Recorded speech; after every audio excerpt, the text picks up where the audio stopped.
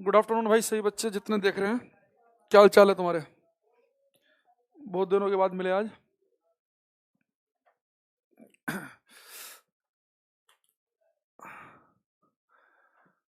बढ़िया है, बढ़िया हूँ मैं एकदम। मुकेश जांगिर जी, अरविंद कुमार पाल अवधेश, रोशन कह रहे हैं हेलो सर। हेलो, आओ भाई फटाफट आओ। ओके ठीक, 12 बजे क्लास स्टार्ट हो गया तो 1-2 मिनट आपके कमेंट ले लेते हैं। दीपू पटेल, दीपू पटेल तुम सुबह वाली क्लास में भी थे, पर अभी तुम्हें इसमें कुछ फ़ायदा नहीं होगा क्लास में। नहीं, अच्छा आप सुबह वाली में थे, क्योंकि इससे पहले वाली जो क्लास में टॉपिक चल रहा था ना, सेम टॉपिक इसी क्लास में भी चल रहा है by default. Rajat Gujjar ji, good afternoon. Amrit सियोल, अवधेश, नाम याद आ रहे हैं मुझे बच्चों के धीरे धीरे ना। सुशील कुमार, बहुत दिनों बाद क्लास हुई आज। राधे राधे सुशील कुमार जी, ठीक है, ओके। हरेंद्र सर जी, प्रणाम प्रणाम भाई। तो आज की जो हमारी क्लास स्टार्ट चलेगी, मतलब अभी है, इसमें हम बात करेंगे।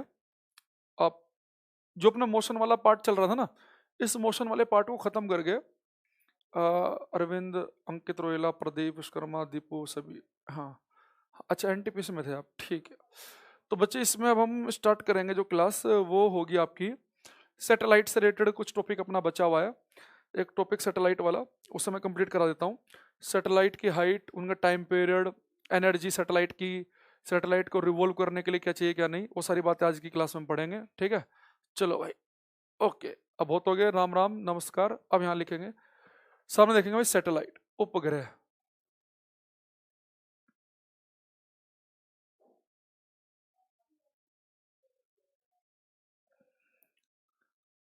अच्छा, सैटेलाइट दिमाग में सुनते ही केवल ये दिमाग में नहीं रखना कि सैटेलाइट का मतलब केवल ये है कि जो हम आर्टिफिशियल सैटेलाइट, जो हम कृत्रिम उपग्रह छोड़ते नहीं। सैटेलाइट आपके नेचुरल भी हो सकते हैं, जैसे कि मून है अर्थ का नेचुरल सैटेलाइट। तो जब भी हम किसी सैटेलाइट की बात करेंगे तो दिमाग में हम नेचुरल वाले को सोचेंगे, तो आर्टिफिशियल क्वेश्चन अपने आप से हो जाएंगे। तो सारी बातें हम 1 बाय 1 क्लास में भी लेके आएंगे। सबसे पहले इसके मैं कुछ कॉन्सेप्ट आपको बता देता हूँ, इन्हें बड़े ध्यान से सुनना, और फिर मैं यहाँ से कुछ पॉइंट लिखवाऊंगा, वो पॉइंट आपको आने चाहिए, ठीक है। सर जी यूपीएससी कैसे टॉप करें? अच्छे भाई, यूपीएससी कैसे टॉप करें भाई? पढ़ाई करके करो। और यूपीएससी कौन सा एग्जाम की बात कर रहे हो आप? सिविल सर्विसेज वाले की बात कर रहे हो कि सीडीएस की कर रहे हो? एक बार वो भी बता दो। सर जी क्या RRB NTPC exam UPSC conduct करेगा ये कि नहीं? एनटीपीसी का एग्जाम अलग रेलवे लेता है, railway board RRB, railway recruitment board लेता है उसका पेपर, ठीक है। चलो, क्लास लाइव है, कविंद्र मौर्य जी, ठीक है। यहाँ देखो बच्चे, पहले सुनना ध्यान से, पेन निकाल लो, थोड़ा सा रफ कुछ काम करते रहना, जो नोट्स नहीं बना रहे वो भी यहाँ देखेंगे। ये बच्चे अपने पास में अर्थ है, इसे मैं थोड़ा सा ऊपर बनाता हूँ, स्पेस चाहिएगा ज्यादा।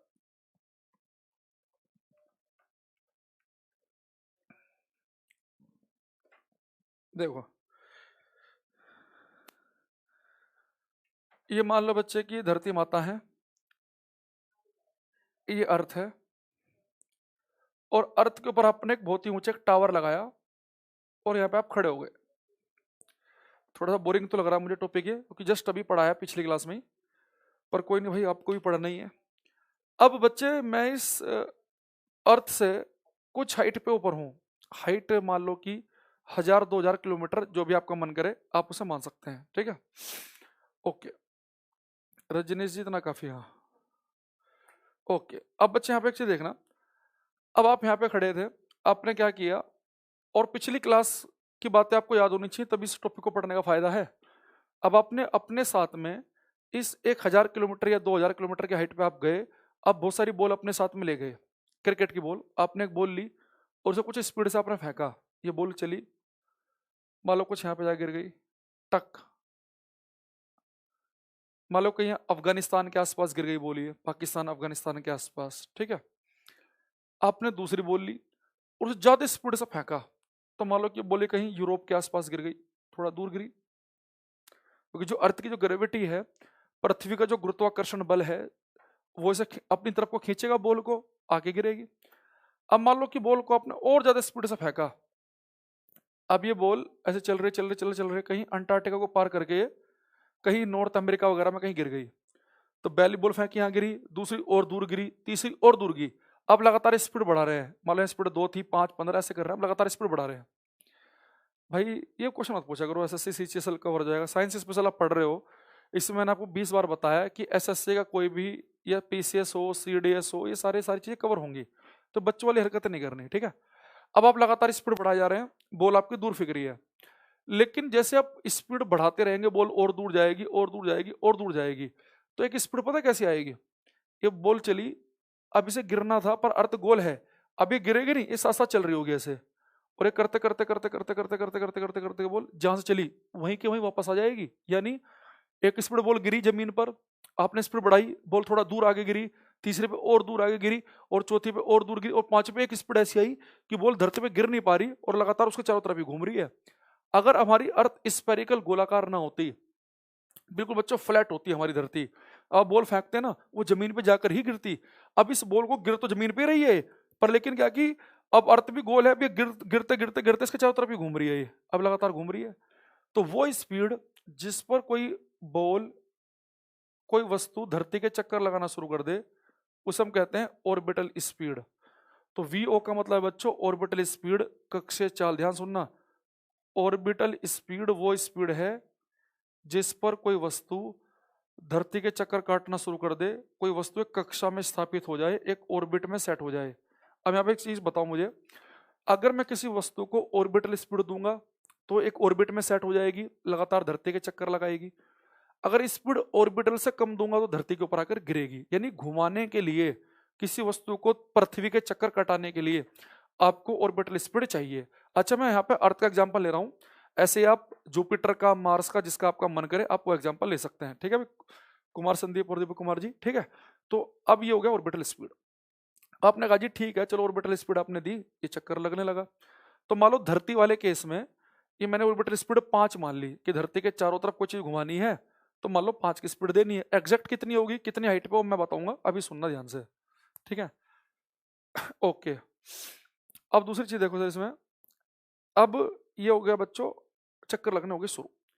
अगर मैं इस ऑर्बिटल स्पीड की वैल्यू मैंने अभी ऐसी रफ मान ली 5, अगर मैं स्पीड 5 से ज्यादा कर दूं तो क्या होगा, अब ये बॉल फिर से आएगी, जाएगी जाएगी जाएगी, धरती पे गिरती, पर अब ये थोड़ा सा आगे जाके वापस आएगी। यानी चक्कर तो अभी भी लगाएगी, पर अब इसका पाथ बिल्कुल सर्कुलर, गोलाकार ना होकर थोड़ा सा इलिप्स के जैसा होगा, दीर्घवृत्त के जैसा होगा। जैसे कि मान लो ये एक सर्कल है, इसका एक सेंटर होता है, इस सर्कल को आप पढ़ के खींच दो तो ये बच्चे कुछ ऐसा ये बन जाता है इलिप्स, दीर्घवृत्त। इसमें 2 फोकस होते हैं, सर्कल में एक ही होता है, इसमें 2 होते हैं।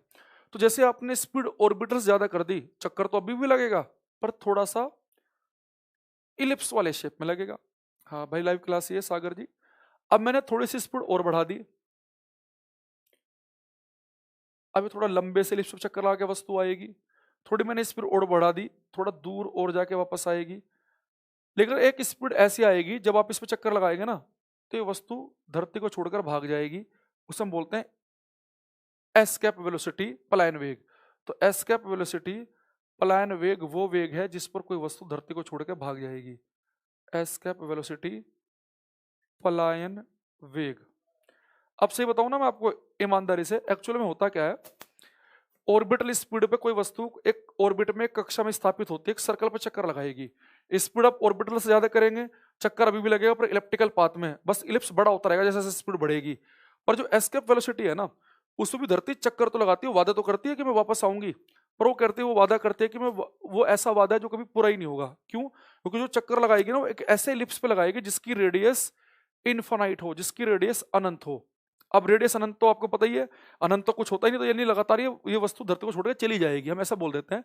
एक्चुअल में होता क्या है कि एक्चुअल में ये जो बॉल, ये आपने जो बॉल फेंकी ना पलायन वेग से, एस्केप वेलोसिटी से, ये बॉल भी लौट के तो वापस आएगी, पर कब लौट के आएगी, जब ये एक अनंत दूरी को तय करने, अनंत दूरी का एक सर्कल, अनंत दूरी की रेडियस का एक इलिप्स को पार करके आएगी। पर वो तो कभी होता ही नहीं, अनंत तो इन्फिनिटी तो कुछ है ही नहीं, ठीक है। अब यहाँ पे एक बात को ध्यान सुनो, मैंने क्या बताया आपको कि अगर किसी वस्तु के पास स्पीड ऑर्बिटल से कम है, कक्षीय चाल से कम है, तो वस्तु धरती पर आके गिरेगी। स्पीड ठीक ऑर्बिटल के बराबर है तो एक सर्कल में वस्तु घूमेगी। स्पीड ऑर्बिटल से ज्यादा हो तो भी घूमेगी, पर एस्केप वेलोसिटी से कम होनी चाहिए। अगर इसकी स्पीड एस्केप वेलोसिटी इससे ज्यादा हो गई तो वस्तु छोड़ के धरती को भाग जाएगी। मनीष कश्यप जी, लग रहा आपने क्लास ढंग से अपनी पढ़ी। सही सर्कुलर मोशन में एक्सेलरेशन 0 होगा भाई? नहीं होगा। सर्कुलर मोशन वाला चैप्टर ध्यान से पढ़ो। उसके सर्कुलर मोशन वाले चैप्टर में एक ही तो बात काम की थी कि सर्कुलर मोशन में एक्सेलरेशन 0 नहीं होता। तो आप बिना पढ़े आ जाते हो क्लास में, फिर डिस्टर्ब करते हो बाकी बच्चों को भी। ठीक है, अब देखो, अब मैंने जितनी बातें बताई इन सबको मैं यहाँ पे लिख देता हूँ 1 by 1। जो बच्चे लेट आए, कोई बच्चा कोई कमेंट नहीं करेगा कि समझ में आया कि नहीं आया। क्लास ठीक 12 बजे स्टार्ट हो चुकी है। देखो, अगर किसी वस्तु की स्पीड बच्चों कम हो जाए, किसी वस्तु की स्पीड कम हो, किससे? ऑर्बिटल स्पीड से। अगर किसी वस्तु की स्पीड ऑर्बिटल स्पीड से कम होगी तो वस्तु धरती पर आगे गिरेगी। और जब कोई वस्तु लगातार धरती के ऊपर आगे गिरती है तो हमने पढ़ा था, उसे हम कहते हैं प्रोजेक्टाइल, प्रक्षेप्य। तो कौन सा केस बनेगा ये? प्रोजेक्टाइल का, प्रक्षेप्य का। और प्रोजेक्टाइल का पाथ कैसा होता है बच्चों? पैराबोलिक, पैराबोलिक परवलयाकार। ये मैं पढ़ा चुका हूं, इसे ज्यादा डिटेल में नहीं जाऊंगा क्योंकि बातें मैं बता चुका हूं। दूसरा देखना, अगर किसी वस्तु की स्पीड ऑर्बिटल से कम थी तो वस्तु धरती पर आगे गिर रही थी। अगर स्पीड ऑर्बिटल के बराबर हो जाए तो चक्कर लगेंगे, ऑर्बिटल से ज्यादा हो जाए तो भी चक्कर लगेंगे। बस शर्त यह कि स्पीड पलायन वेग से कम रहनी चाहिए। यानी सेकंड कंडीशन क्या है? स्पीड ऑर्बिटल स्पीड के बराबर हो या उससे ज्यादा हो, और एस्केप से कम होनी चाहिए। तो किसका केस बन गया बच्चों? ये सैटेलाइट का। तो अगर कोई आपसे पूछ ले कि अगर किसी वस्तु को चक्कर कटवाने हैं, सैटेलाइट बनाना है, तो कंडीशन ये है कि उसकी स्पीड पलायन वेग से तो कम हो पर ऑर्बिटल स्पीड के बराबर हो या इससे ज्यादा हो। वो सैटेलाइट कैसे पाथ पे घूमता है? इलिप्स, इलिप्टिकल पाथ होगा उसका, इलिप्टिकल दीर्घवृत्ताकार। हाँ, अगर स्पीड एग्जैक्ट ऑर्बिटल स्पीड के ही बराबर हुई तो सर्कुलर पाथ होगा, पर ऑर्बिटल स्पीड से ज्यादा हुई और एस्केप से कम हुई तो इलिप्टिकल पाथ होगा। और दूसरा, जितने भी सर्कल होते हैं ना वो इलिप्स भी होते हैं, क्योंकि सर्कल में क्या होता है कि बस दोनों फोकस एक ही पॉइंट पे होते हैं। तो हर एक सर्कल एक इलिप्स भी है। जब मैं इलिप्टिकल पाथ कह रहा हूं तो सर्कुलर पाथ उसमें ऑटोमेटिकली आ जाता है। तो सैटेलाइट वो है जो इलिप्टिकल पाथ पे घूमेंगे। अगर एग्जैक्ट स्पीड ऑर्बिटल के बराबर है तो सर्कुलर पाथ होगा, और सर्कुलर भी इलिप्स का ही एक पार्ट रहता है। ठीक है, अच्छा जी, दिख नहीं रहा है थोड़ा भाई पिक्सल बढ़ा लो अगर नहीं दिख रहा है तो।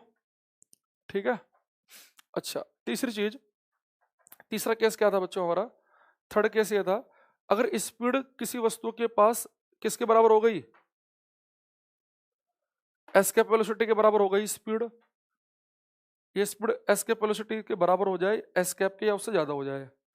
अगर किसी वस्तु की स्पीड एस्केप के बराबर हो या उससे ज्यादा हो तो वस्तु धरती को छोड़ के भाग जाएगी। ऑब्जेक्ट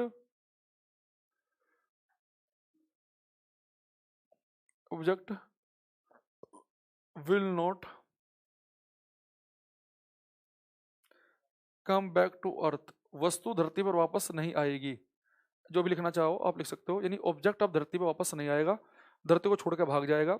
अगर उसकी स्पीड पलायन वेग के बराबर हो जाए या उससे ज्यादा हो जाए, छोड़ के भाग जाएगा। और जब कोई वस्तु धरती को छोड़ के भाग जाएगी तो उसके पाथ को हम बोलते हैं बच्चों हाइपरबोलिक। हाइपरबोलिक अति परवलयाकार मार्ग, हाइपरबोलिक अति परवलयाकार, हाइपरबोलिक अति परवलयाकार। अब जितनी बातें मैंने बताई इन सबको मैं दोबारा बता देता हूँ। जो बच्चे लेट आए हैं वो थोड़ा शॉर्टकट में समझना। देखो, ये धरती माता है, आप इससे कुछ हाइट पे है, मैं धरती का केस ले रहा हूँ, आप किसी और प्लेनेट का भी ले सकते हैं, बस सबके लिए वैल्यू अलग अलग होगी। हम अर्थ का केस लेके चलेंगे क्योंकि जनरली हमारे यहाँ अर्थ का ही आता है, कोई सिलेबस में है। धरती माता है, आप कुछ हाइट पे हैं, मैंने आके आपने एक बॉल फेंकी, वो बॉल धरती पे गिर जाएगी। थोड़ी और स्पीड बढ़ा के फेंको फिर धरती पे गिरेगी, थोड़ी स्पीड और बढ़ा के फेंको फिर धरती पे गिरेगी। पर एक स्पीड ऐसी आएगी जिसपे कोई वस्तु चक्कर काटना शुरू कर देगी। तो वो स्पीड जिसपे कोई वस्तु धरती के चक्कर काट दे उसे हम बोलते हैं ऑर्बिटल स्पीड, कक्षीय चाल। अगर स्पीड ऑर्बिटल से कम रह जाए, ऑर्बिटल तो चक्कर कटेंगे, अगर स्पीड ऑर्बिटल से कम रह जाए तो वस्तु धरती के ऊपर आके गिर जाती है। और जब कोई वस्तु धरती के ऊपर आके गिरती है उसे हम कहते हैं प्रोजेक्टाइल। तो फर्स्ट केस में नहीं लिखा। अगर वी का मतलब है किसी ऑब्जेक्ट, किसी वस्तु की स्पीड अगर कम है ऑर्बिटल स्पीड से, वीओ का मतलब क्या? Orbital speed. अगर ऑब्जेक्ट की स्पीड कम है ऑर्बिटल से तो वस्तु धरती के ऊपर आके गिरेगी, एक कहलाएगा प्रोजेक्टाइल केस। और प्रोजेक्टाइल का मार्ग कैसा होता है बच्चों? पैराबोलिक। फिर मैंने कहा अगर स्पीड ऑर्बिटल के बराबर हो या ऑर्बिटर से ज्यादा भी हो कोई फर्क नहीं पड़ेगा, बस पलायन वेग एस्केप वेलोसिटी से स्पीड कम होनी चाहिए। तो सेकंड केस में तीन बातें हैं, स्पीड ऑर्बिटल के बराबर हो या उससे ज्यादा हो, पर एस्केप से कम हो तो वस्तु चक्कर काटेगी, उसे हम बोलते हैं सैटेलाइट। और सैटेलाइट का मार्ग कैसा होता है? इलिप्टिकल, दीर्घवृत्ताकार। थर्ड चीज क्या है? अगर किसी वस्तु की स्पीड एस्केप वेलोसिटी के बराबर हो या उससे ज्यादा हो तो वस्तु एस्केप कर जाएगी, धरती पर वापस लौट कर नहीं आएगी, और उसका मार्ग कहलाएगा अति प्रवलाकार मार्ग। ठीक है, अब यहाँ तक कोई डाउट है किसी का तो मुझे पूछ सकता है। शर्त यही है कि आप शुरू से बैठे हो 12 बजे से क्लास, ये नहीं कि अपना मुंह उठा के 12:15 बजे आए और बोल दो कि दोबारा बताओ, तो दोबारा नहीं बताया जाएगा, वो चक्कर ले जाएगा कि आपका लॉगिन का टाइम कितना है। तो कोई डाउट है यहाँ तक तो बताओ, फिर मैं इन बातों को थोड़ा सा और आगे लेके चलूंगा। ठीक है,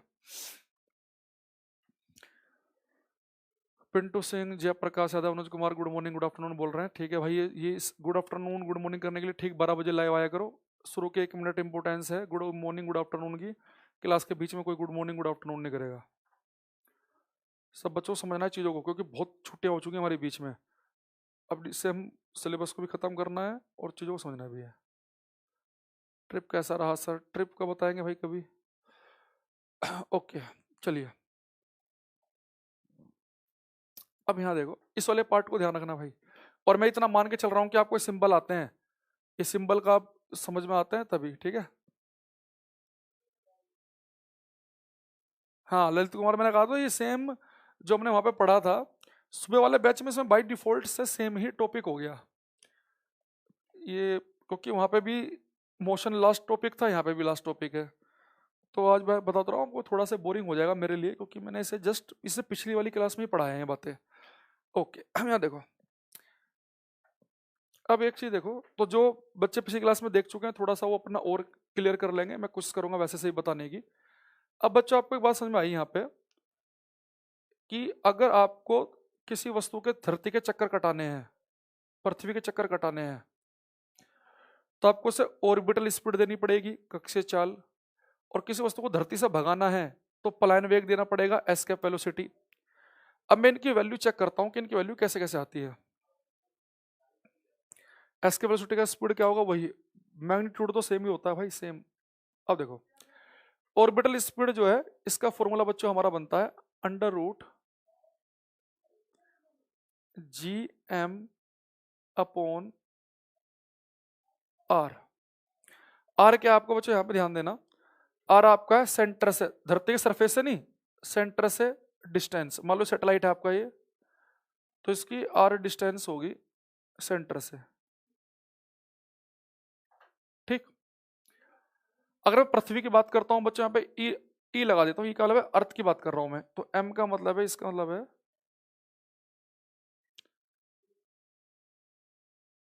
मास ऑफ अर्थ,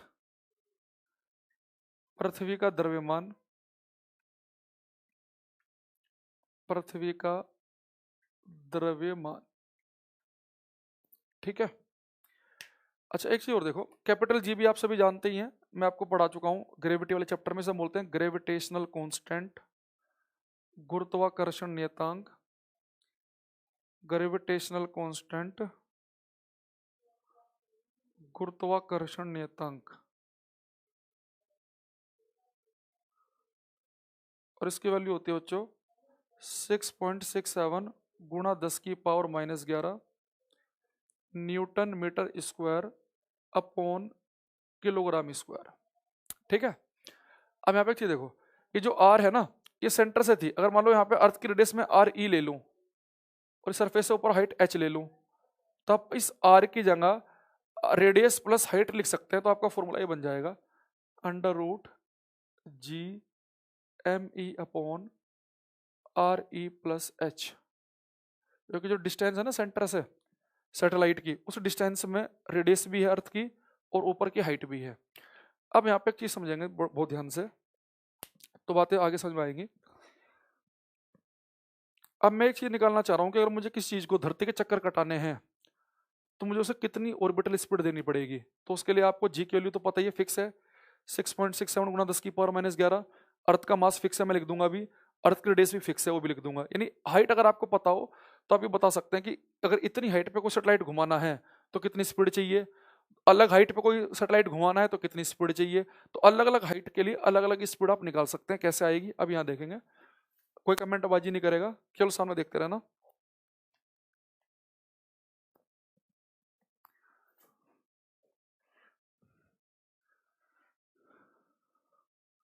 देखो आप एक चीज समझो, अभी मुझे अर्थ का जो मास है, पृथ्वी का जो द्रव्यमान है, इसकी वैल्यू होती है बच्चों लगभग 5.98 गुणा 10 की पावर 24 किलोग्राम। ठीक है, आ रही है यहाँ पे रेडियस ऑफ अर्थ, पृथ्वी की त्रिज्या, ये होती है बच्चों लगभग 6400 किलोमीटर। इसे आप मीटर में बदलेंगे तो 6.4 गुणा 10 की पावर 6 मीटर आप लिख सकते हैं इसे। देखो आपको मास भी पता है, आपको जी की वैल्यू पता है, रेडियस भी। अगर आपको मैं हाइट दे दूं तो आप ये बता दोगे गुरुजी 2000 किलोमीटर की हाइट पे जो सैटेलाइट घूम रहा है उसे कितनी स्पीड चाहिए घूमने के लिए, 500 किलोमीटर के लिए कितनी चाहिए, 300 के लिए कितनी चाहिए। ठीक है, बहुत ज्यादा नहीं बचे हैं, साइंस 4 में तो जल्दी खत्म हो जाएगा। ठीक है, लास्ट चल रहा है साइंस 4, साइंस 5 के तो बचे हैं क्लास है। ठीक है, अब जब बीच में मैं पढ़ा रहा हूँ तो उस समय समझा करो बात को। एक काम करते हैं, अभी हमें अलग अलग हाइट के लिए वैल्यू अलग अलग आएगी, तो मैं काम करता हूँ हाइट को फिलहाल 0 मान लेता हूँ, यानी मैं जस्ट अर्थ के बिल्कुल जस्ट अर्थ के सरफेस की बात कर रहा हूँ, बहुत ही नजदीक की। ठीक है,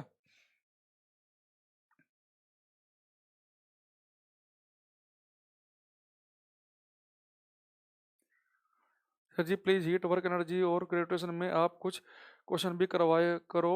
मैंने करवाए थे भाई, चैप्टर में हीट वर्क एनर्जी के भी करवाए थे, ग्रेविटेशनल के भी करवाए थे। एनटीपीसी के लिए सर जी प्लीज थोड़ा टेक्निकल पेपर भी निकल जाए, उसके लिए मैं बहुत सारे क्वेश्चन, अभी तुम तो उस वाले बैच में हुई, सुबह वाले में करा दूंगा, उसमें मैं एनटीपीसी वाले में टेंशन मत लो। यहाँ देखो, अब मैंने बच्चों हाइट को मान लिया 0, हाइट 0 मानने से पता फायदा क्या होगा, मतलब मैं बात कर रहा हूँ अर्थ के सरफेस पे, मतलब बस जैसे यहाँ पे आप जमीन पे खड़े हैं, बस 10-20 मीटर मान लो, क्योंकि 10-20 मीटर को आप 0 ही मान सकते हो। तो जस्ट आप धरती के चारों तरफ कोई सैटेलाइट आपको घुमाना है, पृथ्वी के चारों तरफ, बस समझ लो कि आपकी जितनी ऊंचाई है ना, आप 6 फीट के हो, मतलब 6 फीट ऊपर धरती से आपको सैटेलाइट घुमाना है, तो कितनी स्पीड चाहिएगी। तो वैल्यू आप पुट करोगे ना सारी की सारी, ये जी की वैल्यू पुट कर लो। अगर मैं बात करूं सरफेस ऑफ अर्थ की, पृथ्वी की सतह की सरफेस ऑफ अर्थ की बात करूंगा मैं, तो हाइट लगभग आएगी 0, ये 0 आएगी। तो इसे आप इसे सोल्व करोगे तो आपकी ऑर्बिटल स्पीड निकल के आएगी 7.9 किलोमीटर पर सेकंड। यानी अगर कोई सैटेलाइट को जस्ट पृथ्वी के हल्का सा ऊपर आपको घुमाना है, तो उसे घुमाने के लिए आपको इतनी स्पीड देनी पड़ेगी 7.9 किलोमीटर पर सेकंड। यानी अगर किसी भी सैटेलाइट को आपको धरती के चारों तरफ घुमाना था, इतनी स्पीड आपके उससे देनी ही पड़ेगी 7.9। अगर आप धरती के नजदीक हैं, अगर 7.9 से कम दे दोगे ना, तो वो चीज धरती के ऊपर आके गिर पड़ेगी।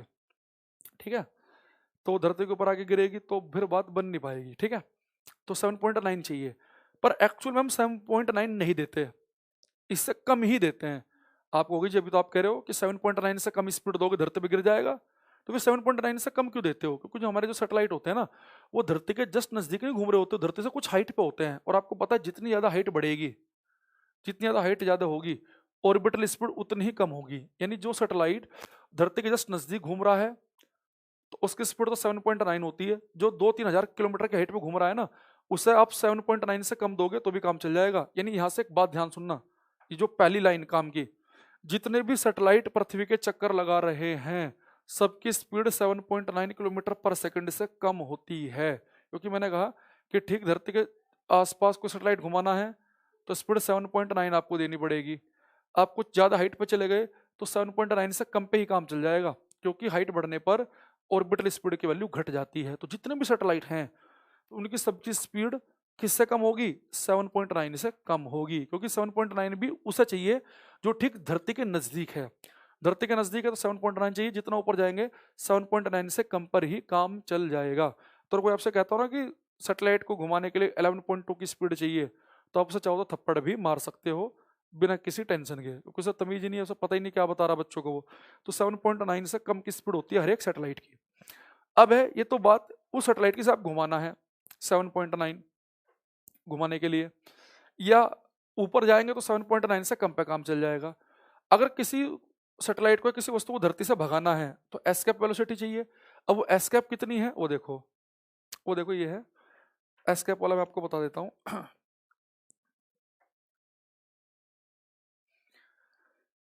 एस्केप वेलोसिटी जो होती है बच्चों,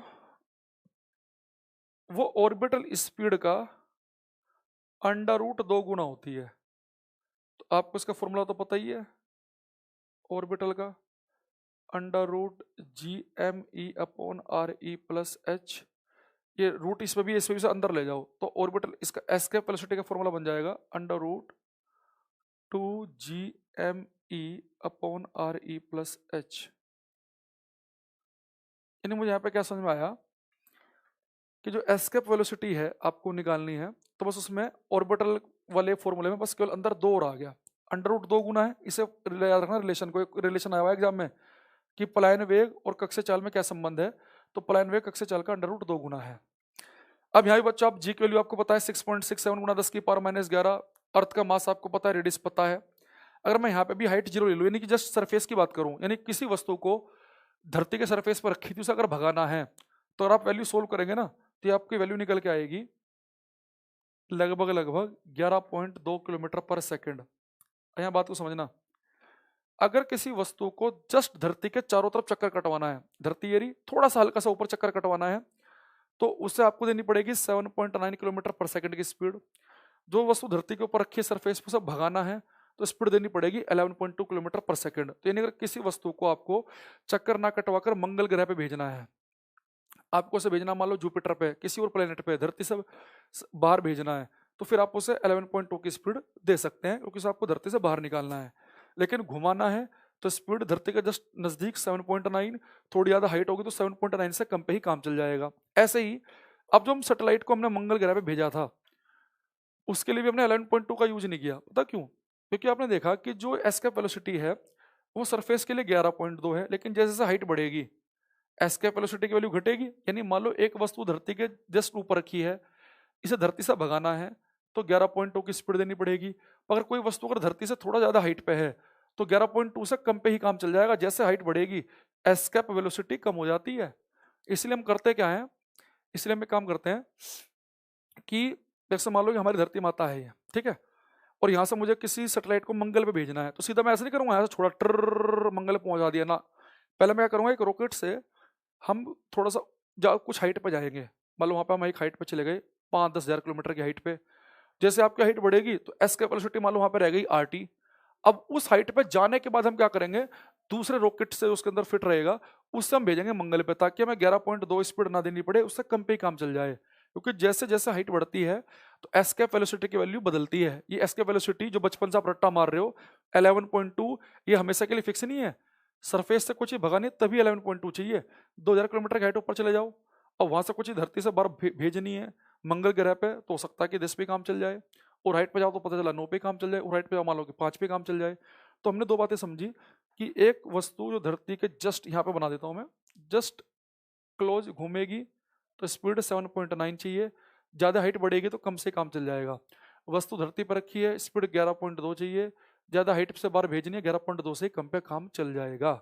लेकिन एक चीज़ और देखेंगे यहाँ पे हम फॉर्मूले में, कि चाहे मैंने एस्केप वेलोसिटी का फॉर्मूला लिखा, चाहे ऑर्बिटल स्पीड का, यहाँ धरती का मास लिखा, यहाँ भी धरती का मास, यहाँ धरती की त्रिज्या, यहाँ भी धरती की रेडियस त्रिज्या, जिस वस्तु को मैं भगा रहा हूँ, जिस सैटेलाइट को मैं भगा रहा हूँ, उसका मास मैंने लिखा नहीं दोनों फॉर्मूले में। यानी जो वस्तु घूमेगी या जिस वस्तु को भगाएंगे वो कितनी हल्की है कितनी भारी है उससे फर्क नहीं पड़ेगा।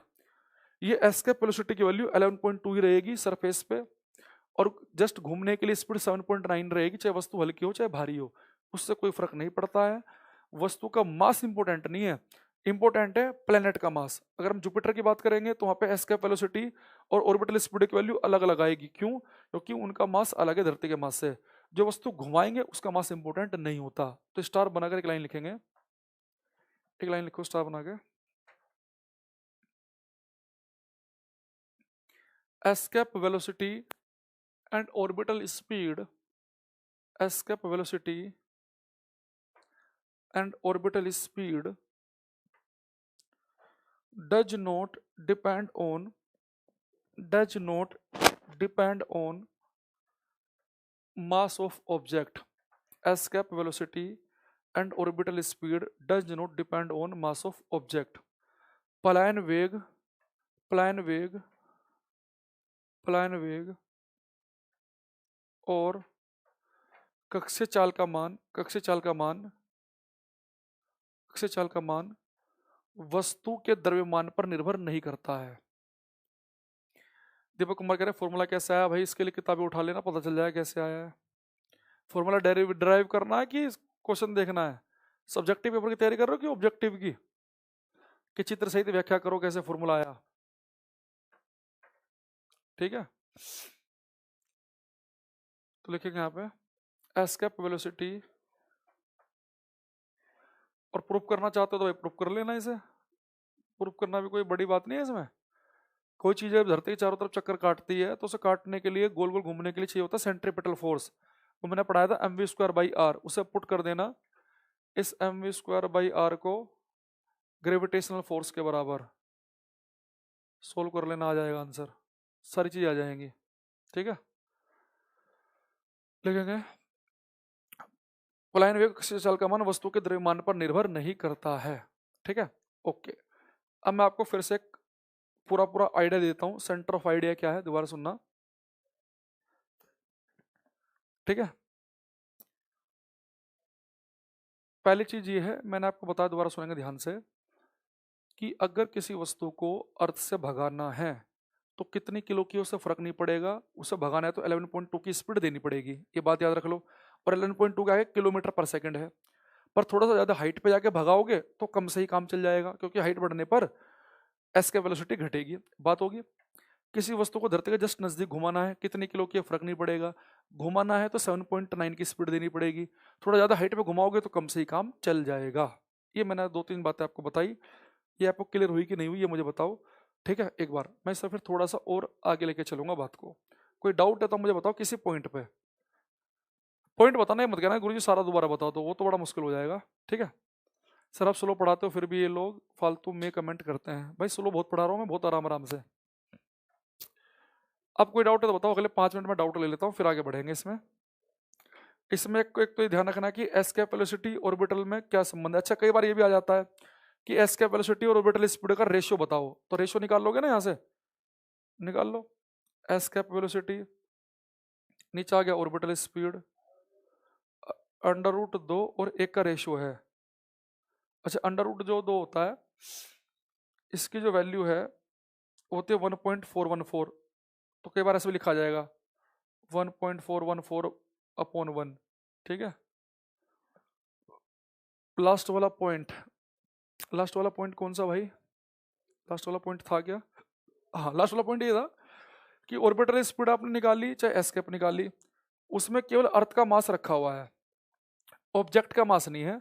तो जो ऑब्जेक्ट घुमाना है या जो ऑब्जेक्ट भगाना है उसके वजन से फर्क नहीं पड़ेगा, ठीक है। ओके चलिए,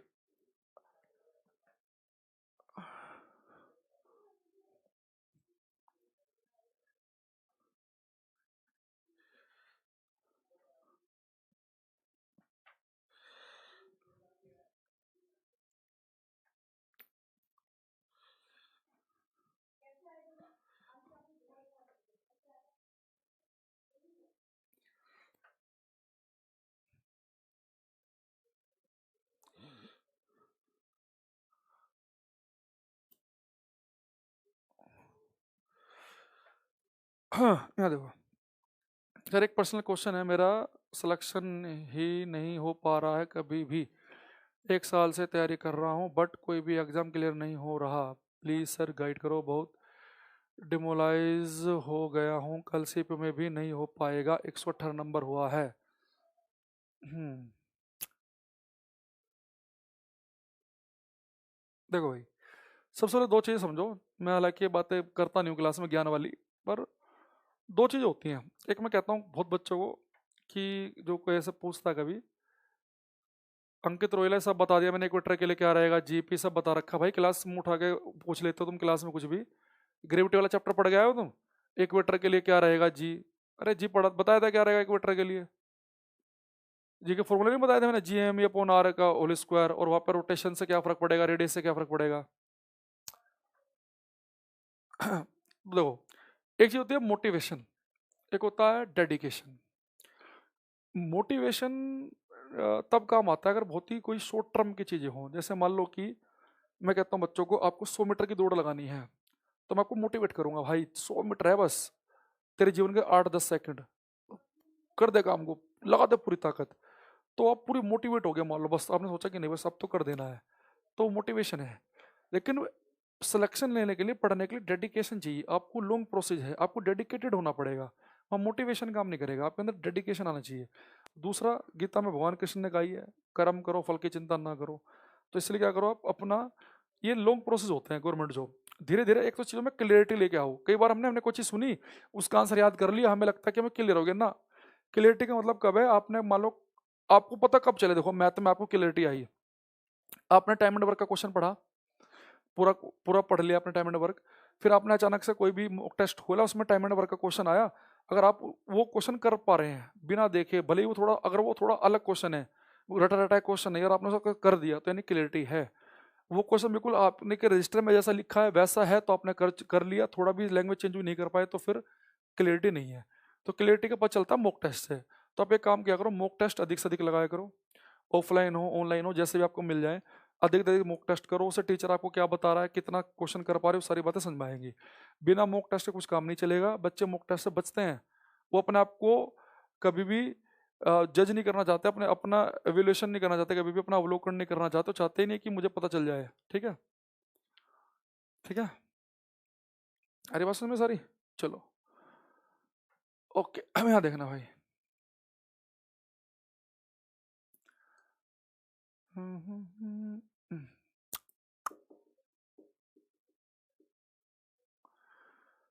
अब यहाँ पे क्या देखना भाई, जैसे मान लो कि धरती माता है, ये अर्थ है। अब 3-4 तरह के सैटेलाइट होते हैं, एक को हम बोलते हैं लियो सैटेलाइट, LEO, लियो, लो अर्थ ऑर्बिट, यानी लो अर्थ ऑर्बिट का मतलब कि जो बहुत ही नजदीक अर्थ के एक ऑर्बिट में चक्कर लगा रहे हैं, लियो सैटेलाइट, लो अर्थ ऑर्बिट। निम्न पृथ्वी स्तर पे जो है, एक होता मियो, मीडियम अर्थ ऑर्बिट, एक होता है जियो, जियो सिंक्रोनस अर्थ ऑर्बिट सैटेलाइट, जियो सैटेलाइट। सबके आगे सैटेलाइट नाम लिखा जाएगा, तो मैं इसका पूरा फुल फॉर्म लिख देता हूँ, इस वाले की थोड़ी अजीब सी है, जियो सिंक्रोनस सैटेलाइट। इसे बोलते हैं हिंदी हम तुल्यकाली उपग्रह, तुल्यकाली उपग्रह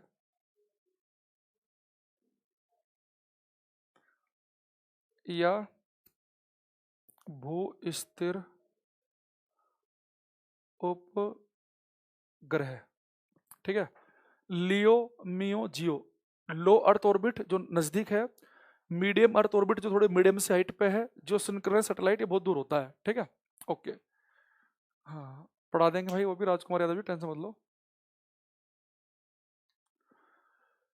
ओके, अब देखना, जो लो अर्थ ऑर्बिट वाले हैं, जो बहुत ही नजदीक होते हैं, इनकी हाइट होती है बच्चों कुछ 400 से 2000 किलोमीटर के आसपास।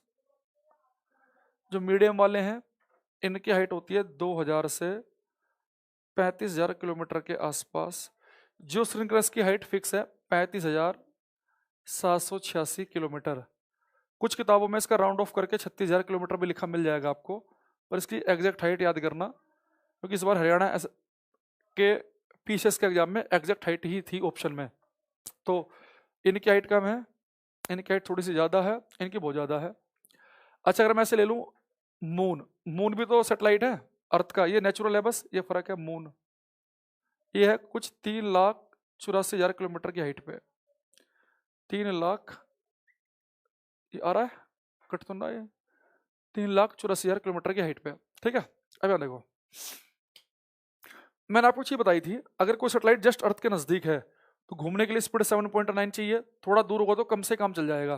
तो थोड़ा हाइट पे है, 400 से 2,000 किलोमीटर की हाइट पे, तो इनकी स्पीड होती है कुछ 7.5 किलोमीटर पर सेकंड के आसपास। कोई एग्जैक्ट नहीं है, मतलब कोई सैटेलाइट हो सकता है 600 पे, कोई 1000 पे, 1200 पे, पर इसके आसपास की स्पीड होगी। म्यू सैटेलाइट की स्पीड होती है कुछ 4.5 के आसपास, इनकी स्पीड होती है कुछ 3 किलोमीटर पर सेकंड के आसपास।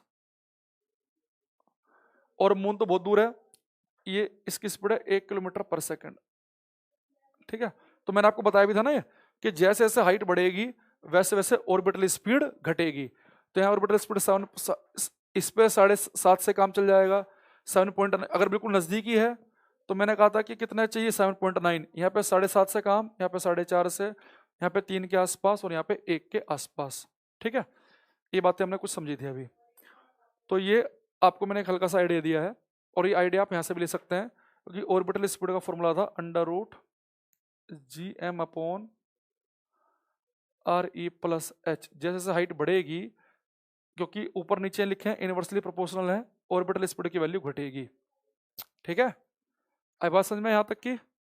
अच्छा, जो जीएसएलवी पीएसएलवी आप सुनते हो, जीएसएलवी का फुल फॉर्म होता है कि जियो सिंक्रोनस सैटेलाइट लॉन्चिंग व्हीकल, यानी इस सैटेलाइट को जो छोड़ेगा ना, जिस जिस व्हीकल से छोड़ते हैं, जो इसका उन्हें होता है पीएसएलवी या जीएसएलवी C5 जो रॉकेट वॉकेट होते हैं, तो लॉन्चिंग व्हीकल है, एलवी का होता है लॉन्चिंग व्हीकल, जिस व्हीकल से छोड़ा जाएगा। तो अभी आऊंगा मैं जीएसएलवी वगैरह पे, इन पे रुक जाओ 2 मिनट। एक बार इसे यहाँ तक देखो, हल्का हल्का सा आपको आइडिया हो गया। तो अभी तक मैंने क्या क्या बताया, ध्यान से सुनना। घुमाना है ऑर्बिटल स्पीड चाहिए, भगाना है तो एस्केप्स के बराबर या उससे ज्यादा चाहिए, घुमाना है ऑर्बिटल के बराबर हो या ऑर्बिटल से ज्यादा भी हो सकते हैं स्पीड, पर एस्केप से कम होना चाहिए। इनकी वैल्यू क्या क्या मैंने आपको बता दिया है, इनके फॉर्मूले क्या क्या है वो मैंने आपको बता दिया, रिलेशन दोनों फॉर्मूले में क्या वो मैंने आपको बता दिया। अब जो एसएससी टाइप के पेपर में आता है मैं आपको एक बार वो बता दूंगा। अब यहाँ तक कुछ पूछना है तो बताओ मुझे।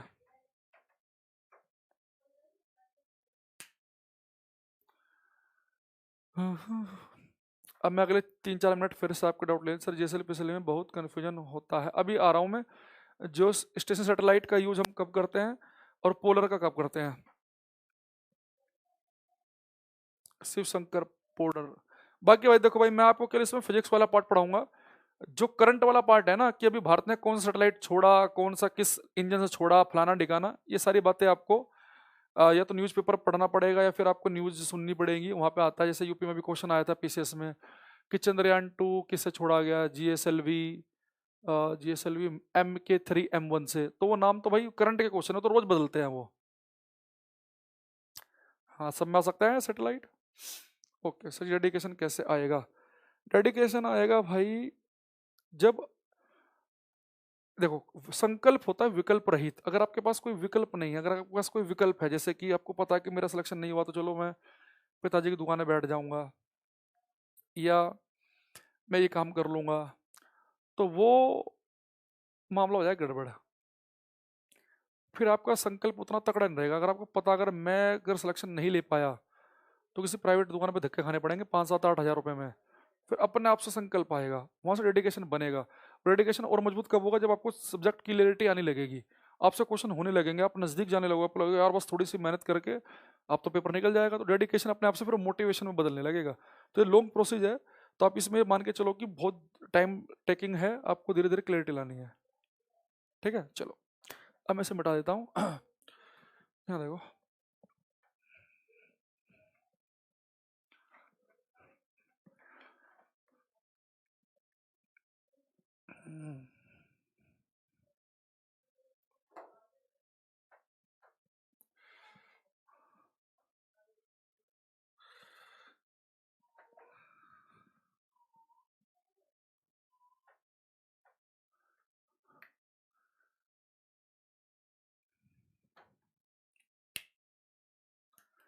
एक तरफ लिखेंगे बच्चों हम जियो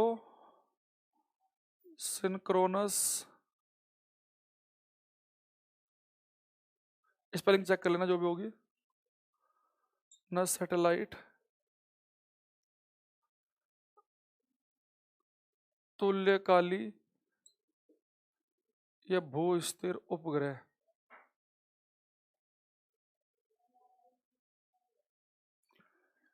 ठीक है, एक होता अपना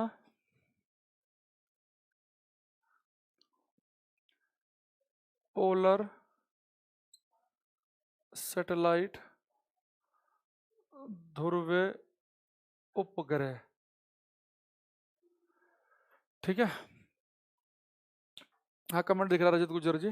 ठीक है, यहाँ देखो, जो स्टेशनरी भी लिखा जा सकता है कई बार, जियो स्टेशनरी या जियो सिंक्रोनस, एक ही मान लेना उसे। ठीक है, अपना क्वेश्चन हो जाएगा। यहाँ पे एक चीज देखो, ये सैटेलाइट करा कि जो जियो यानी पृथ्वी भूमि, जो भूमि से देखने पर स्थिर दिखे, यानी जो जियो सिंक्रोनस हो, जो यानी कि जो पृथ्वी के साथ साथ चले, पृथ्वी से देखने पर स्थिर दिखे, वो होता है जियो स्टेशनरी या जियो सिंक्रोनस भू स्थिर उपग्रह। इसे यहाँ पे ऐसे समझोगे आप, ये मान लो कि ये धरती है और ये सैटेलाइट है, ये सैटेलाइट ना अर्थ के साथ साथ चल रहा होता है, बिल्कुल अर्थ के साथ साथ।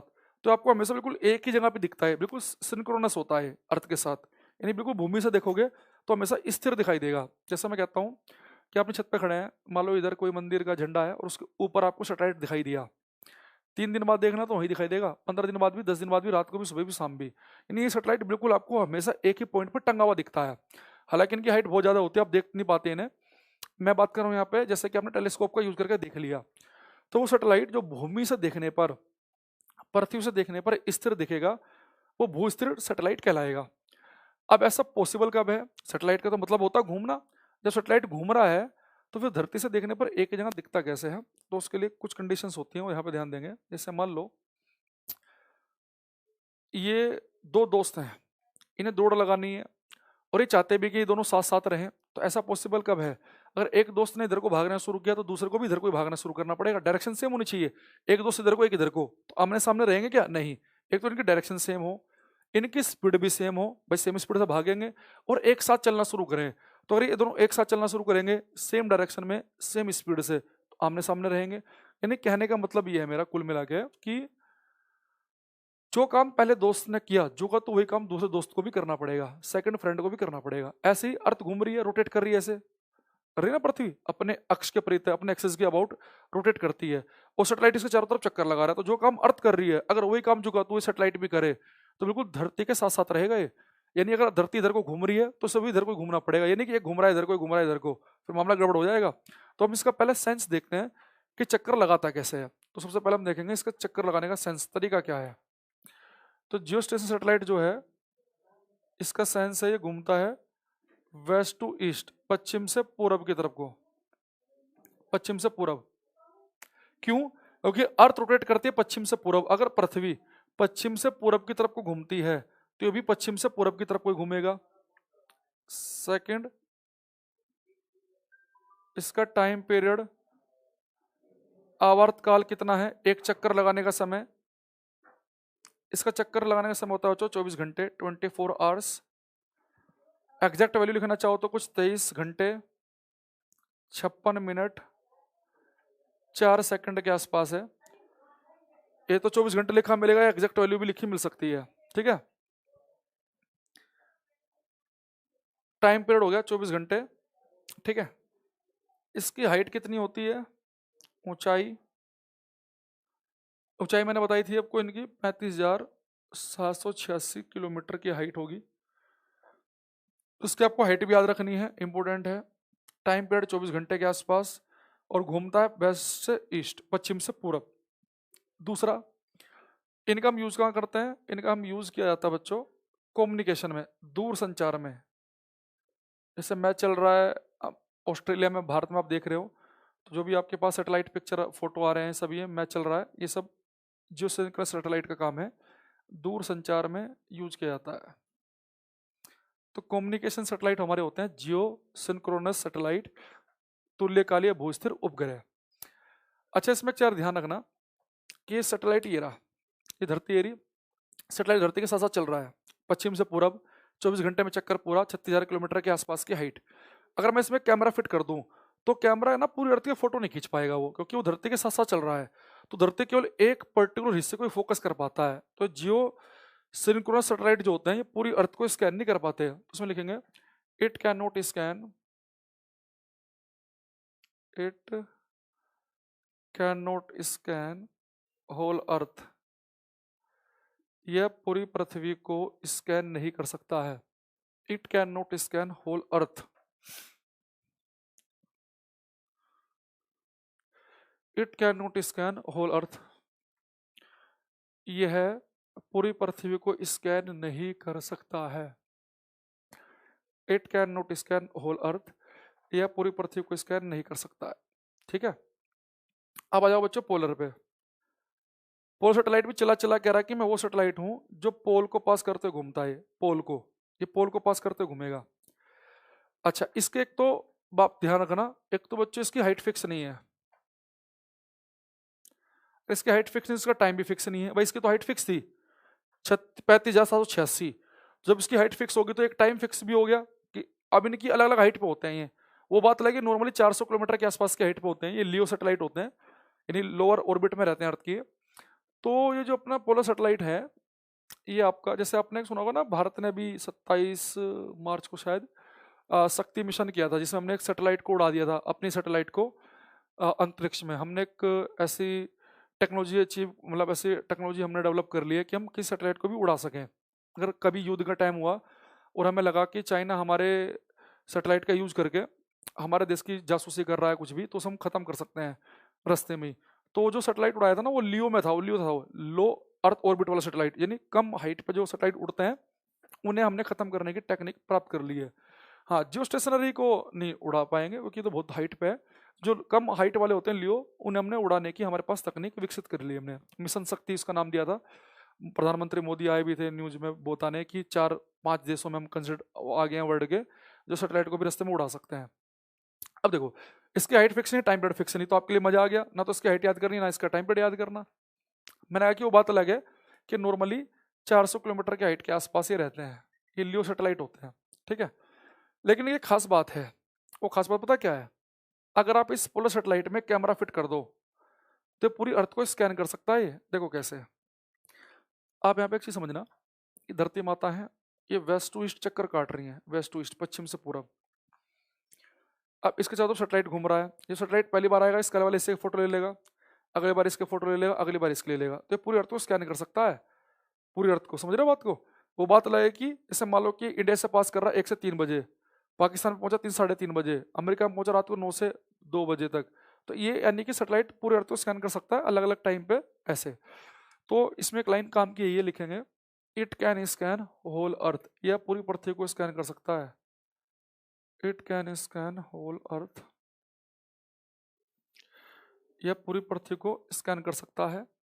अच्छा, पूरी पृथ्वी को स्कैन करेगा तो इसका हम यूज कहाँ करेंगे? नक्शे बनाने, मैपिंग में। जैसे आपके पास नक्शे नहीं पहुंचते कि पूरे वर्ल्ड के आपके पास जो नक्शे हैं अलग अलग जगह के, हिमालय रेंज वेंज के सब जगह के नक्शे बनाने, तो पोलर सैटेलाइट का आप यूज करेंगे। या फलानी जगह प्रशांत महासागर में, पैसिफिक ओशन में एक लो प्रेशर जोन बन रहा है, तो जो फोटो नहीं आते वो सब, तो मैपिंग जो होती है वो सब इसका यूज करते हैं। या फिर मौसम की जानकारी इकट्ठा करने में कि कहाँ पे प्रेशर कम है, कहाँ पे ज़्यादा है, कहाँ बारिश होगी कहाँ नहीं। वेदर डेटा कलेक्शन में, मौसम की जानकारी इकट्ठा करने में। अच्छा, पूरे अर्थ का स्कैन कर सकता है तो उसका हम यूज करते हैं जासूसी में भी, स्पाइंग, जासूसी में नक्शे बनाने में, मौसम की जानकारी इकट्ठा करने में नॉर्मली ये यूज करते हैं। और भारत को इसी में महारत हासिल है। पोलर सैटेलाइट भारत बहुत बेहतरीन छोड़ता है, बहुत बढ़िया। पूरे वर्ल्ड के बाकी के भी छोड़ रहे हैं हम, पैसा कमा रहे हैं हम उससे। जो सिंक्रोनस सैटेलाइट जो हैं ये काफ़ी हाइट में होते हैं, तो इनके लिए जो भारी भरकम सैटेलाइट छोड़ने के लिए हमें थोड़ा सा अभी भी नासा पे डिपेंडेंट रहना पड़ता है। तो उस पर भी हम काम कर रहे हैं, बड़े बड़े और रॉकेट बना रहे हैं बाहुबली टाइप के, ताकि हम भारी भरकम सैटेलाइट भी खुद से ही छोड़ सके। पोलर तो हम खुद ही छोड़ते हैं, बाकी वर्ल्ड के भी छोड़ते हैं। इसमें तो हमने बहुत रिकॉर्ड बनाए, 104 सैटेलाइट हमने छोड़े थे 2017-18 में, कब एक साथ छोड़ दिए थे हमने, वो सब करंट की बातें हैं। तो पोलर सैटेलाइट जो हैं ये नॉर्मली ज़्यादा काम किए हैं, मैपिंग में, मौसम की जानकारी जासूसी वासूसी करने में यूज करते हैं, ये कम्युनिकेशन में यूज किए जाते हैं, ठीक है। हाँ, परमाणु पिक्चर में दिखा था ना सैटेलाइट वाला, जैसे कि आपने देखा होगा कि अमेरिका वालों ने परमाणु, अगर आपने मूवी देखी हो, उनकी सैटेलाइट जब अर्थ जब इंडिया को पास करते थे तो उन्होंने क्या कर रखा था ना, 3 सैटेलाइट छोड़ रखे थे, ऐसे कि एक सैटेलाइट पास हो तो फिर दूसरा, फिर तीसरा, ऐसे करके इंडिया के ऊपर लगातार नजर रखी जाए, ऐसे करके। तो फिर हमारे साइंटिस्ट बड़े दिमागी थे, तेज थे, उन्होंने ये समझ लिया कि एक सैटेलाइट जाएगा दूसरा आएगा तो उनके बीच में कितने टाइम का गैप रहेगा। तो उन्होंने उस टाइम का गैप का यूज करके फिर जो हमने परमाणु हथियार जो हमने परीक्षण किया 1998 में अटल जी के टाइम पे, तो वो उसका हमने फ़ायदा उठाया कि सैटेलाइट, क्योंकि वो पोलर सैटेलाइट थे, वो हमारे वो स्पाइंग जासूसी कर रहे थे। तो आपने मूवी देखी है खैर सबने। गुरुराम सर, आप कहाँ से हो भाई? छोड़ कहाँ से हैं? एसएससी के लिए बता, ये एसएससी वाला पार्ट है भाई, जो मैंने लिखा ना, ये सब एसएससी के लिए इंपॉर्टेंट है, ठीक है। तो जब भी सुनते हो ना कई बार पेपर में जीएसएलवी और पीएसएलवी न्यूज में, तो इसका होता है पोलर सैटेलाइट लॉन्चिंग व्हीकल, यानी जिस व्हीकल से, जिस रॉकेट से छोड़ेंगे पोलर सैटेलाइट, वो पीएसएलवी होता है। और जीएसएलवी का मतलब होता है कि जो सिंक्रोनस लॉन्चिंग व्हीकल, जहाँ से आप छोड़ेंगे जो सिंक्रोनस सैटेलाइट, उस व्हीकल को हम बोल देते हैं। सर मैंने इक्वेटर पर जी नहीं पूछा था, मैंने इक्वेटर पर ऑर्बिटल, अरे ऑर्बिटल स्पीड हुई है अर्थ, इक्वेटर पर रेडियस चेक कर लेना कितनी है, वो 7.9 के आसपास ही आंसर आएगा, क्योंकि ज़्यादा फर्क नहीं है, ठीक है।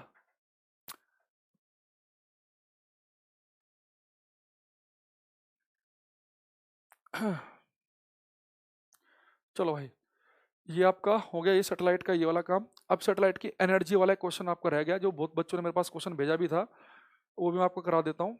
एक बार इसे उतार लो सभी।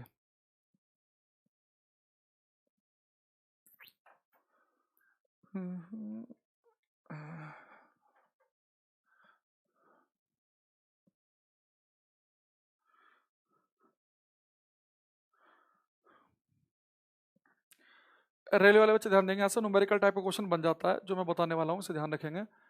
एसएससी वाले को मैं बता दूंगा, जो रिजल्ट आएगा उन्हें वो रिजल्ट याद रखना है।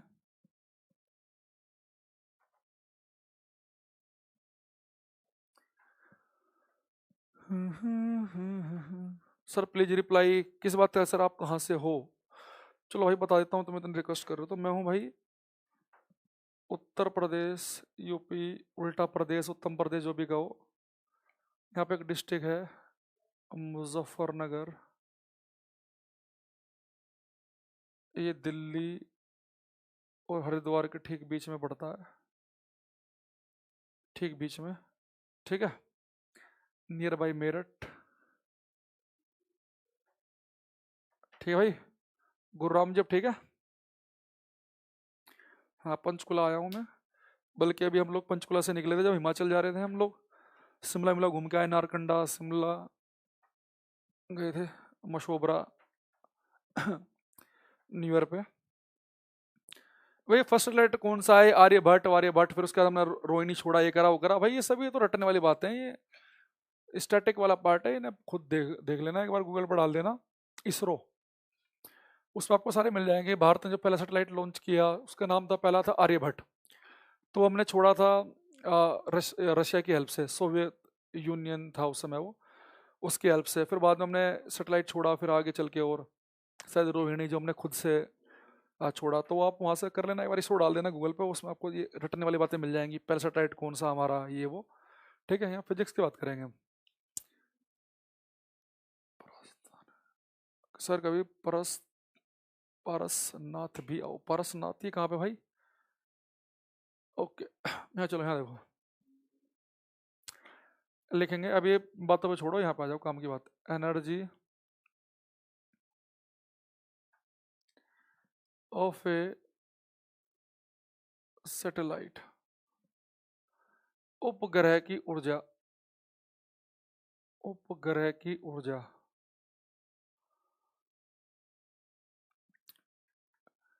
ठीक है, ओके। यहाँ पे हम हैंड डालेंगे, टोटल एनर्जी की बात करेंगे हम, total energy of A satellite, उपग्रह की कुल ऊर्जा।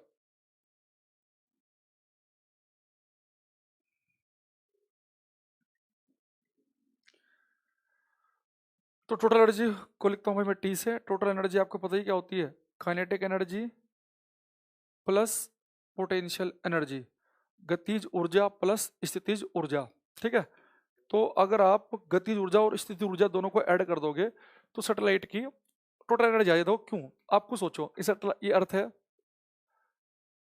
इसके चारों तरफ सैटेलाइट घूम रहा है, सैटेलाइट घूमेगा तो कोई स्पीड इसके पास में होगी, जिसे हम ऑर्बिटल स्पीड कह रहे थे। तो स्पीड से कौन सी एनर्जी आ जाती है? काइनेटिक। काइनेटिक क्या होती है? Half M V square. और इसकी कुछ हाइट भी है तो पोटेंशियल भी होगी। पोटेंशियल बताया था ना कि हाइट कैसे होती है, एम जी एच, जो हमने पढ़ा था। अब देखो, अब इसकी जो काइनेटिक एनर्जी है वो होगी बच्चों इसकी हाफ एम वी स्क्वायर। अच्छा, कोई सैटेलाइट घूम रहा है तो उसकी स्पीड कौन सी होती है? ऑर्बिटल। तो मैं यहाँ पे ओ लगा देता हूँ ऑर्बिटल के लिए। दूसरी चीज आपको यहाँ पे ध्यान देनी है, वो ये ध्यान देनी है कि जो हम पोटेंशियल एनर्जी का फॉर्मूला पढ़ते हैं ना, mgh, ये केवल तब वैलिड है अगर कोई चीज धरती के आसपास हो, आसपास के लिए वैलिड है ये mgh। अगर हाइट ज्यादा होगी ना तो फिर फॉर्मूला काम नहीं करेगा, क्योंकि आपको पता है कि जो जी की वैल्यू है ना वो हाइट बदलने से बदल जाती है। तो अब यहाँ पे जो आपका फॉर्मूला बनेगा पोटेंशियल एनर्जी का, याद रखना, वो बनेगा minus G M E M upon R. यहाँ पे एम ई का मतलब है धरती का मास, और ये स्मॉल एम जो है ना, ये किसका मास है? ये सैटेलाइट का मास है बच्चों। ऐसे यहाँ पे भी जो काइनेटिक एनर्जी थी ना, ये सैटेलाइट की थी, तो किसका मास था? स्मॉल एम किसका मास है? सैटेलाइट का मास है। यानी कि जब हमने स्पीड की बात की थी चाहे ऑर्बिटल थी चाहे एस्केप वेलोसिटी, तो वहां पे सैटेलाइट का मास नहीं आया था, पर जब इनकी एनर्जी की बात करेंगे तो सैटेलाइट का मास भी आएगा। तो सैटेलाइट जो घूम रहा है उसकी काइनेटिक एनर्जी ये है, जो सैटेलाइट घूम रहा है उसकी पोटेंशियल एनर्जी ये है। अब मुझे एक चीज बताओ, ऑर्बिटल स्पीड का फॉर्मूला क्या लिखवाया था मैंने आपको? ये लिखवाया था √GM/r। आर था यहाँ पे अर्थ की रेडियस प्लस हाइट, अगर आपको याद आ रहा हो। तो इस फॉर्मूले को मैं यहाँ पे पुट कर देता हूँ, 1/2m। ऑर्बिटल स्पीड का फॉर्मूला v ये है, तो इसका स्क्वायर करेंगे तो आ जाएगा ये GME/r। GME/r, ठीक है। ये था आपका बच्चों -GMEM/r। ये माइनस का ये प्लस का ये आधा है, तो सोल्व करेंगे तो आ जाएगा ये -1/2 GMEM/r। देखो मैंने यहाँ पे क्या देखा, ये फॉर्मूला तो रेलवे वाले बच्चे याद रख लेंगे, पर एसएससी वाले क्या ध्यान रखेंगे? पोटेंशियल एनर्जी ये थी -GMM/r, टोटल एनर्जी कितनी आई -GMM/r, लेकिन हाफ भी आ गया। यानी हमने क्या देखा कि किसी सैटेलाइट की जो टोटल एनर्जी है वो होती है हाफ ऑफ पोटेंशियल एनर्जी के। यानी पोटेंशियल एनर्जी ये थी, जो का तो वही मैंने यहाँ पे लिख दिया, बस हाफ और लगा दिया। यानी किसी भी सैटेलाइट की कुल ऊर्जा, सैटेलाइट की कुल ऊर्जा पोटेंशियल एनर्जी की आधी होती है। इस बात को यहाँ पे ध्यान रखना, टोटल एनर्जी पोटेंशियल एनर्जी कैसी है? आधी। जैसे मैं बच्चों कहता हूँ, मान लो कि ये पोटेंशियल एनर्जी थी, मान लो कि आपकी 50 -50, क्योंकि माइनस की होती है ना, ये -50, तो इसकी आधी होगी -25, कि -50 है तो -25 होगी, तो ये -50 है, 25 है, तो इसका मतलब है कि ये कितना रहा होगा? +25। तो अब एक चीज ध्यान देना कि टोटल एनर्जी पोटेंशियल एनर्जी की तो आधी है, लेकिन काइनेटिक एनर्जी के बराबर है। बस ये साइन का फर्क है, क्योंकि काइनेटिक एनर्जी कभी नेगेटिव नहीं हो सकती, ये प्लस ही होती है हमेशा। तो हमने क्या देखा यहाँ पे कि पोटेंशियल का आधा होगी कौन? टोटल। पर काइनेटिक के क्या होगी? बराबर। अगर ये 100 होती तो होती है -50, तो ये कितनी होती है? +50। यानी जितनी काइनेटिक है उतनी ही टोटल भी होगी, बस माइनस साइन के साथ में। जितनी पोटेंशियल होगी उसकी आधी होगी टोटल। ये बात समझ में आई कि नहीं? मुझे एक चीज बताओ पहले एक बार, फिर मुझे एक दो बातें और बताऊंगा इसमें मैं।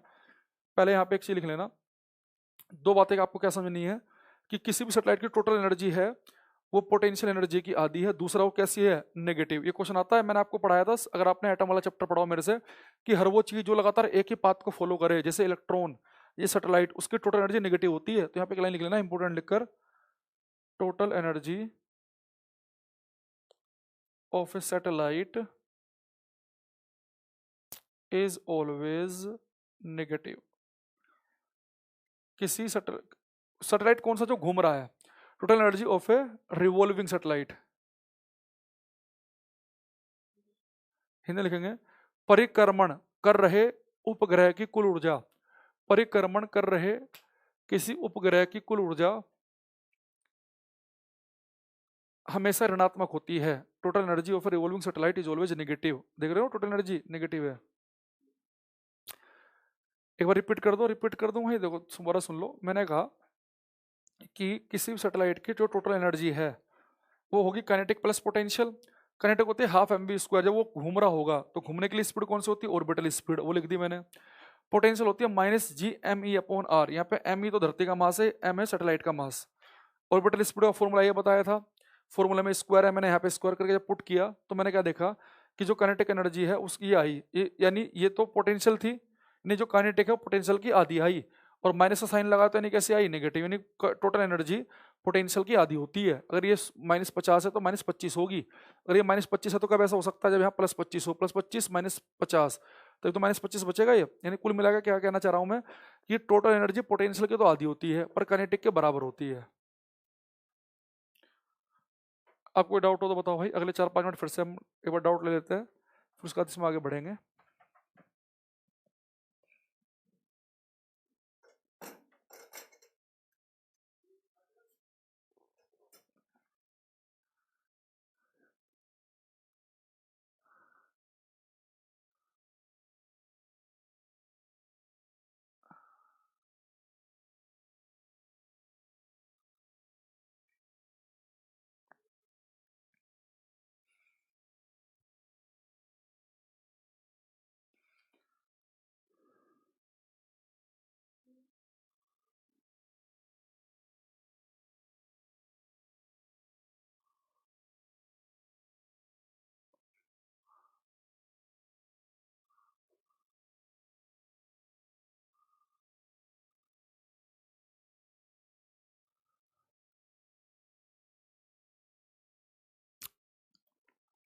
बोरिंग टॉपिक है भाई, भाई पढ़ाई बोरिंग ही होती है, उसे इंटरेस्टिंग बनाते हैं जब चीजें सीखने लगेंगे।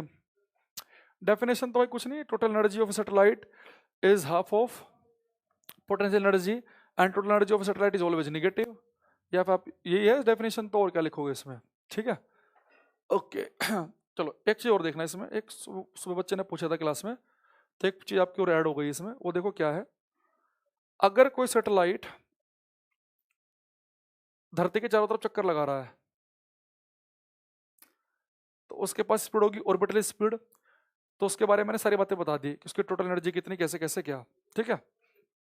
क्वेश्चन कैसे पूछेगा, ये पूछेगा वो किसी सैटेलाइट की टोटल एनर्जी कितनी होती है, वो सैटेलाइट जो धरती के चक्कर लगा रहा है उसकी कुल ऊर्जा कितनी होगी, पॉजिटिव नेगेटिव जीरो बोलेंगे नेगेटिव, या बोल देगा कि कौन सा स्टेटमेंट सही है, तो लिख देगा कि टोटल एनर्जी पोटेंशियल एनर्जी के बराबर होती है, उसका उससे डबल होती है, उसकी आधी होती है, तो आप बोलेंगे उसकी आधी होगी। या आपसे बोल देगा कि टोटल एनर्जी काइनेटिक एनर्जी कैसे होती है, बराबर, देखो ये 25 तो ये भी क्या 25, ये 50 तो कितना 25, यानी कि टोटल एनर्जी पोटेंशियल की आधी पर काइनेटिक के बराबर, ये बताया मैंने और कुछ बताया नहीं। अच्छा, लेकिन हमें सैटेलाइट ये तो बात हुई जो घूम रहा है, तो वो सैटेलाइट से आपको धरती से भगाना है, भले कोई सैटेलाइट है उसे आपको धरती से भगाना है, तो उसे आपको देनी पड़ेगी एस्केप वेलोसिटी। तो वो सैटेलाइट जिसे आपको धरती से भगाना है उसकी टोटल एनर्जी कितनी है, उससे पहले आप लिख लो कि total energy of A escaping satellite, यानी वो सैटेलाइट जो स्केप कर रहा है, जो भाग रहा है धरती से, तो उसकी टोटल एनर्जी होती है बच्चों जीरो, यानी वो सैटेलाइट जो पृथ्वी को छोड़ के भाग जाए उसकी टोटल एनर्जी जीरो। वो सैटेलाइट जो धरती के चक्कर लगाए, जो रिवॉल्व करे धरती के चारों तरफ, उसकी एनर्जी कैसी, माइनस की कितनी, हाफ GME/R। अब ये जीरो कैसा है मैं आपको बता देता हूं कि वो सैटेलाइट जो धरती को छोड़ के भाग जाए उसकी टोटल एनर्जी जीरो कैसे आती है।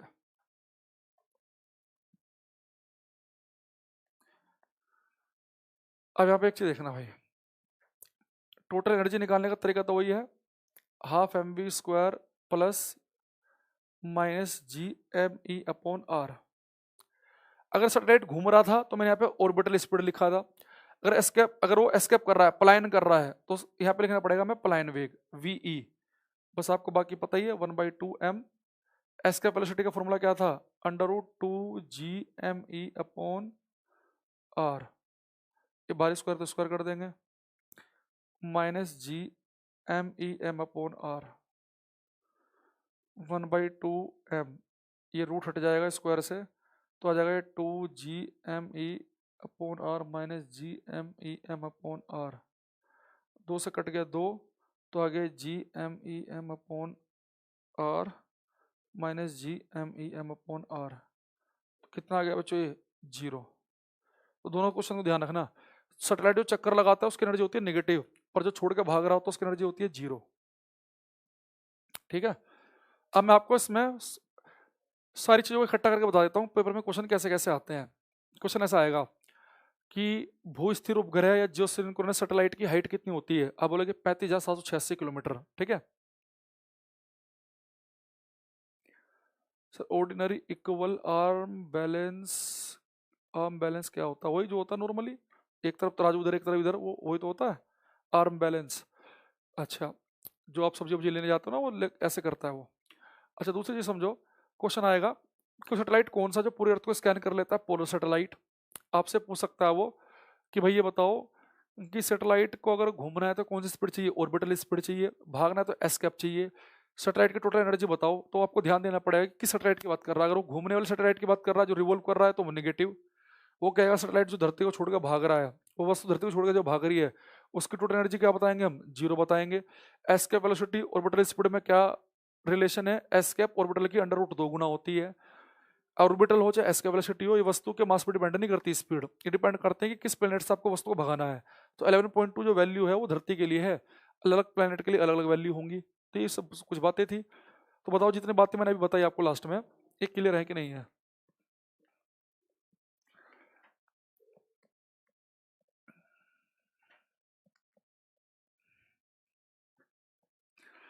अब साइंस 4 और GS जो 5 है ना, इनमें लगभग लगभग सारे टॉपिक मैंने कवर कर लिए हैं। एक बार मैं आपको कुछ टॉपिक लिख देता हूँ, जो आपके रह गए होंगे मुझे आप बता देना, ठीक है। साइंस 5 की बात नहीं कर रहा मैं अभी, साइंस 4 और GS5 वाले बच्चे देखेंगे। इन्हें GS5 को फायदा हो गया, साइंस के साथ ही पढ़ लिया इन्होंने। इसमें क्वेश्चन है आपके, एक चैप्टर में पढ़ाता हूँ, मुझे बता देना पॉइंट 1 बचा के 2 बचा है, टॉपिक का नाम मत लिखना। एक मैं पढ़ाता हूँ लेंस और मिरर, एक बच्चे हम पढ़ते हैं ऑप्टिक्स का चैप्टर प्रकाशिकी, जिसमें पढ़ते हैं रिफ्लेक्शन, रिफ्रैक्शन, TIR, रेनबो वगैरह। एक चैप्टर में आपको पढ़ाता हूँ इलेक्ट्रोमैग्नेटिक वेव्स, वैद्युत चुंबकीय तरंगे। एक पढ़ाता हूँ मैं आपको साउंड, ध्वनि। एक पढ़ाता हूँ मैं आपको थर्मोडायनामिक्स यानी हीट, उष्मा, जहाँ हम बात करते हैं स्पेसिफिक हीट, लेटेंट हीट की, उष्मा। एक चैप्टर पढ़ते हैं हम इलेक्ट्रिसिटी एंड मैग्नेटिज्म, वैद्युत की और चुंबकत्व, जिसमें मैंने एटम का भी चैप्टर लेके चलता हूँ इसी के अंदर में। इसके अलावा एक चैप्टर पढ़ाता हूँ मैटर का मैं, जिसके अंदर मैं पढ़ाता हूँ Pascal's law, Bernoulli's theorem, Pascal's law, Bernoulli's theorem. फिर स्टार्ट हो जाता है मोशन से, जिसमें हम पढ़ते हैं स्पीड, स्पीड के बारे में, Newton's laws of motion, Newton गति के नियम, ग्रेविटेशन, गुरुत्वाकर्षण, लिफ्ट, प्रोजेक्टाइल मोशन, प्रक्षेप्य गति, work power energy, work power energy, friction, circular motion, वृत्त गति। इसके अलावा सिंपल पेंडुलम। इसके अलावा सैटेलाइट।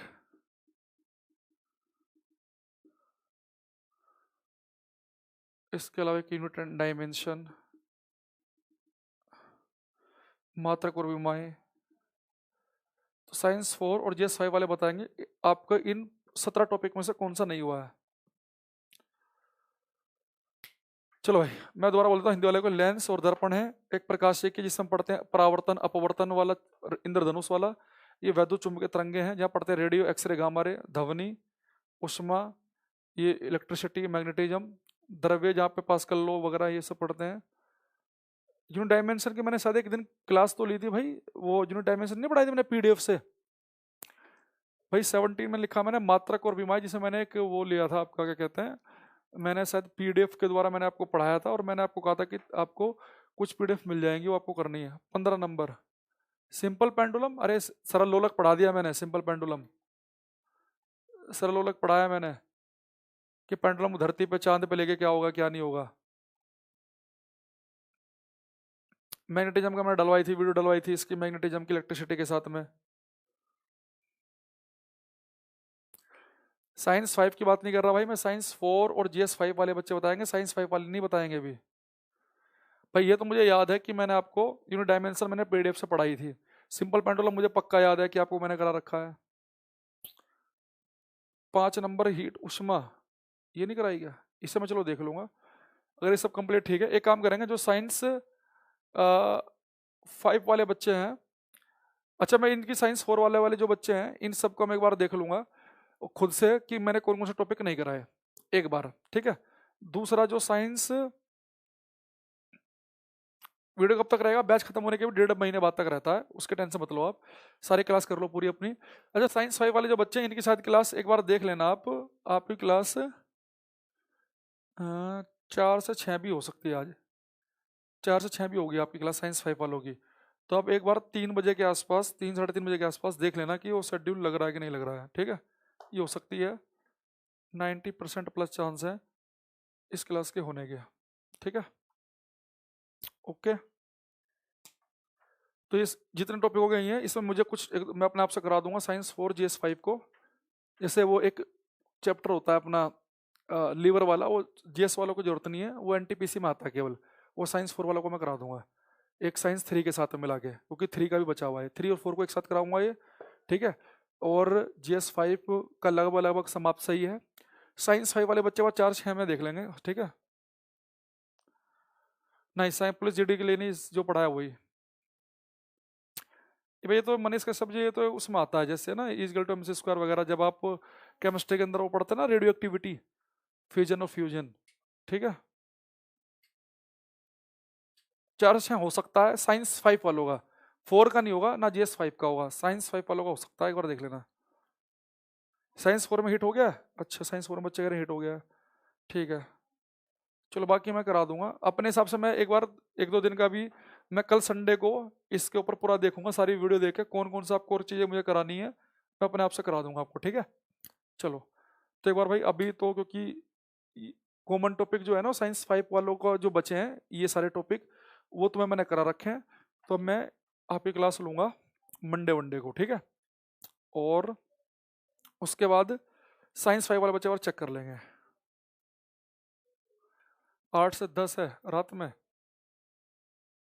वो देखेंगे, चलो मैं फिर बात कर लेता हूँ। साइंस 5 में हिट हो गया ना, वो तो कोई बात नहीं, साइंस 5 का तो मुझे पता हिट हो गया है, मैंने स्टार्ट यहाँ से किया था साइंस 5 में। तो जो भी आपका रह गया मैं शायद लेंस और मिरर स्टार्ट करूँगा साइंस 5 में, अगर 4 से 6 क्लास ली तो, ठीक है। चलो भाई आज के लिए इतना ही, बाकी मैं एक बार मंडे को आऊँगा सारी वीडियो देख कर। चलो बाय बाय, टेक केयर।